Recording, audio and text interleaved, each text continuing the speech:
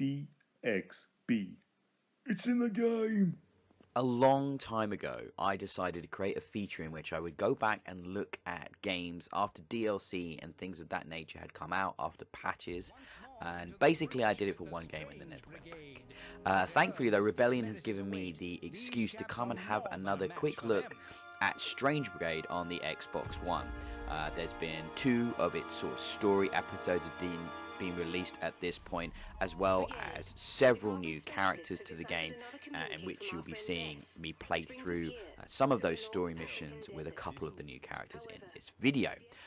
So basically Strange Brigade is still the same game it was when I reviewed it a couple of months ago. So it's an action focused, tongue-in-cheek sort of height of the British Empire, some light puzzling, but mostly a lot of quite fun and engaging gunplay with some magic use. And you know, it's great in co-op. There's lots of different modes. There's a horde mode, there's the story mode, and there's like a time attack mode as well. So there's plenty of stuff going on in this game. But I guess the question you have to ask yourself is the value there for what is being asked to play this game with the season pass, as the game itself was quite expensive, and it was perhaps my biggest criticism of the title at launch. You can't argue the amount of content that has been brought into the game, however, by Rebellion, as you know, the post-launch support has continued. Lots of new characters means lots of different ways of playing the game. They all come with different guns, and they come with different amulets as well, which means they have different magical abilities. The extra story sort of stuff that's been added in, the extra campaigns, are for the most part just sort of rehashes of the kind of visual looks and puzzles that we've already come to know from the game.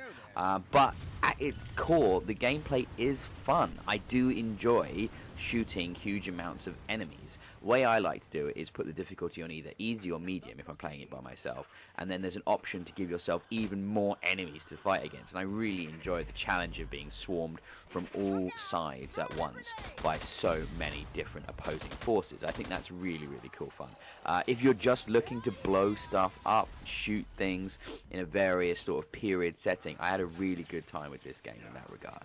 But the question is to yourself, are you going to find the expense of this season pass on top of an already fairly expensive base game worth it for yourself? That's a question only you can answer. I think there is fun to be had here.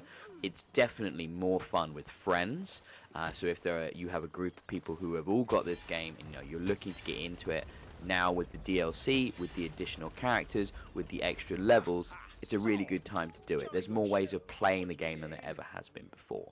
So yeah, that's a really quick little revisit to the world of Strange Brigade. Obviously, I'm not scoring this. If you want to go back and check out my full review of the game, by all means do that. But what I want to leave you with right now is just the thought that this is a fun game. A new IP by the guys behind the Sniper Elite franchise of games. They know what they're doing. They know how to make a decent game. I personally love the over-the-top British narration throughout. I think it's very funny. It really helps you enjoy the experience. And if you're just looking for a kind of mindless, shoot as many enemies type of game with a bit of puzzles in there, with a few puzzles, but they're mostly optional, so you can kind of avoid them if you're not looking for too much of a cerebral experience. I enjoy my time with Strange Brigade. I'd say it's worth checking out. BXB. It's in the game!